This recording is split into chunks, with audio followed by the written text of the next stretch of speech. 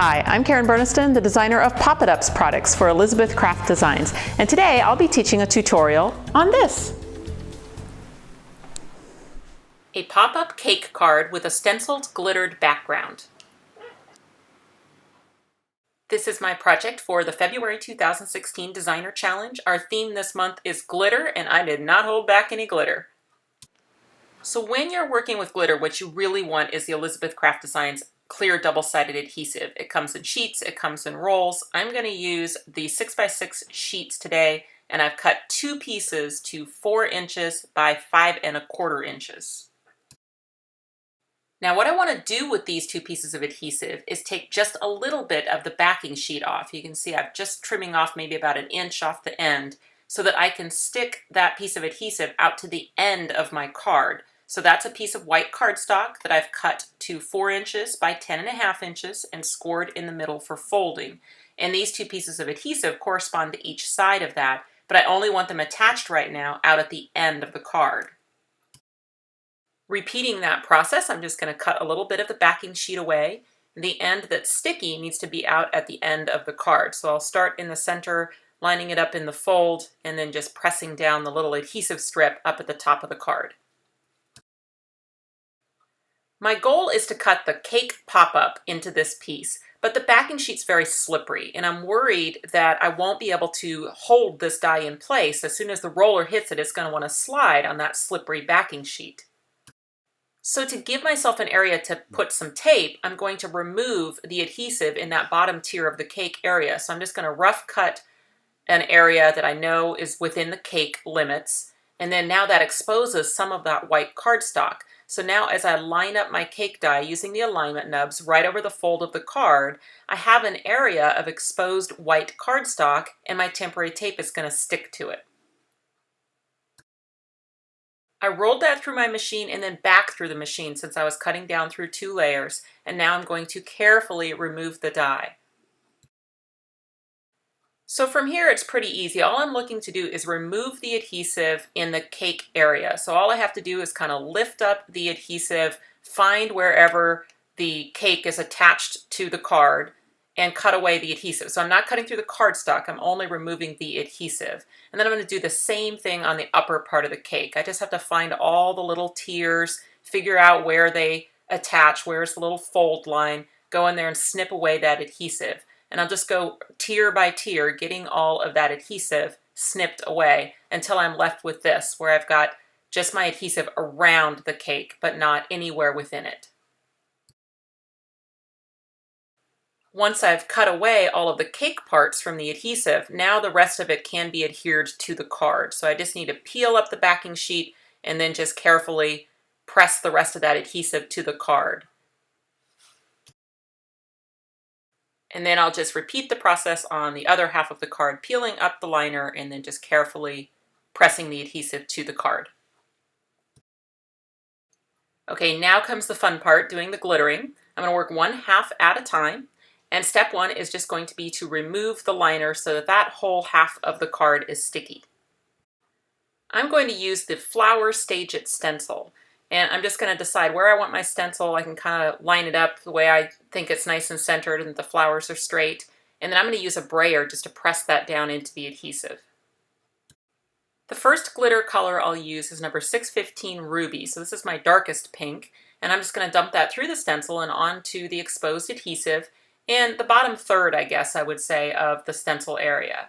And I'm working on a coffee filter so I can dump off the excess glitter. And then I really would like to even get more of that glitter off, so I'm going to just use a paintbrush, a dry paintbrush, just to get rid of some of the excess glitter. The next glitter color I'll use is number 616 Peony Pink Silk Microfine Glitter. And once again, I'm just going to dump that through the stencil in the middle portion this time, so I guess the next third of the stencil, and then just tap off the excess. Once again, my paintbrush can be ever so helpful to get all of that extra glitter that's clinging to the stencil, and then I'm just going to dump that back into the jar. Okay, my final color of Silk Microfine Glitter for this stencil is going to be number 617 Vintage Pink, and I'm just going to repeat that exact same process. Next, I'm going to carefully remove the stencil.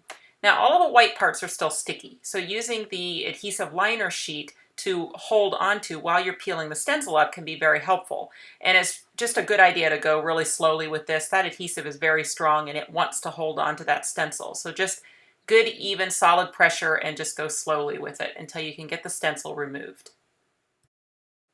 So you end up with this fun, almost ombre look to the flowers with the 3 different colors of pink glitter.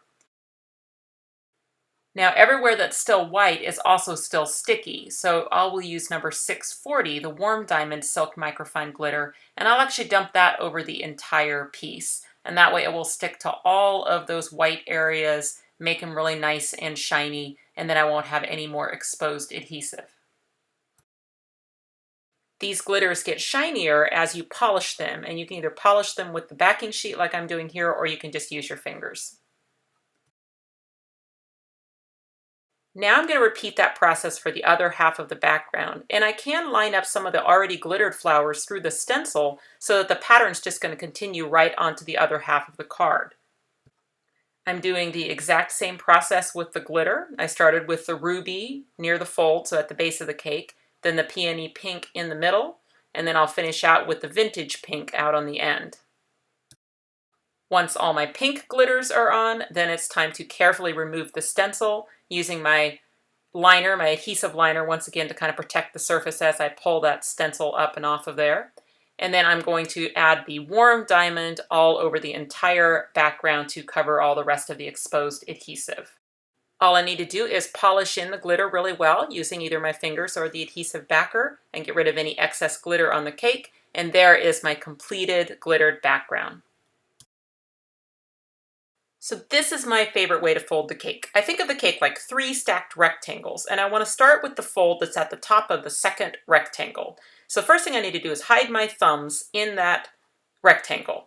Then I'm going to take my fingers like pairs of scissors, and I'm going to pinch the corners of the card. Now the fingers slide down, the thumbs slide up, and where they meet is right at that fold that I'm attempting to crease. And then I can just give that a really good pinch. So that is my favorite first fold. It's that one that's kind of across the top of the second box. Now I'm looking for the fold between the second and the third rectangle, basically where that turns down and starts heading towards the floor. I want to give that a little pinch as well. Then I'm going to go all the way down to the floor where the cake stand is and kind of bring it forward. So you can kind of see I've kind of created this box when you look at it from the side. From here, as long as I give it a little help, which means I kind of push that cake stand or pull that cake forward, whatever's easiest. See, from the back of the card I can actually push the cake stand over, making sure that it's laying flat, and then I should be able to kind of carefully get that card closed. And what this does is it creates the first box of the cake. See?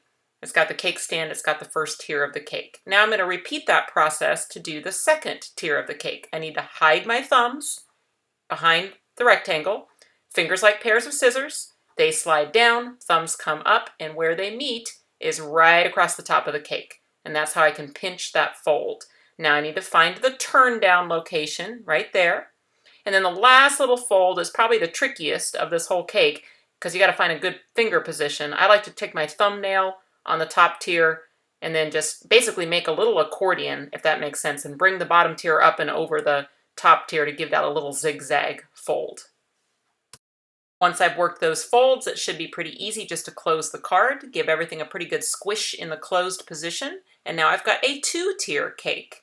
One last bit of folding is to get the little supports at the top of the cake to come out so that they can support either the candles or the strawberries, whatever you plan to use on the top of the cake.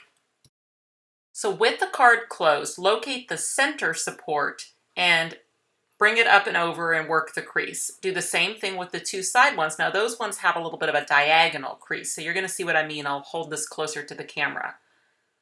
So the middle one comes up straight, the 2 other ones kind of come out at an angle. And then you're going to put them right back into position again, open the card, and from behind the card you just press on those 3 supports. That will invert them into the card, and because you've already trained the folds, they will easily find their new location. So it's really not hard to fold the cake. You just have to go step by step and then you get quite this fun dynamic cake.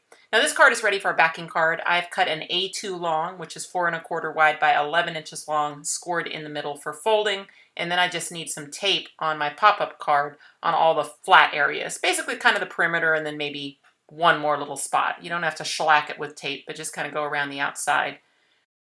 I normally only peel up the tape liner on the back wall so that I can still slide it around the floor until I get it lined up perfectly in the fold of the card, and then I'm just going to carefully attach that back wall to the backing card.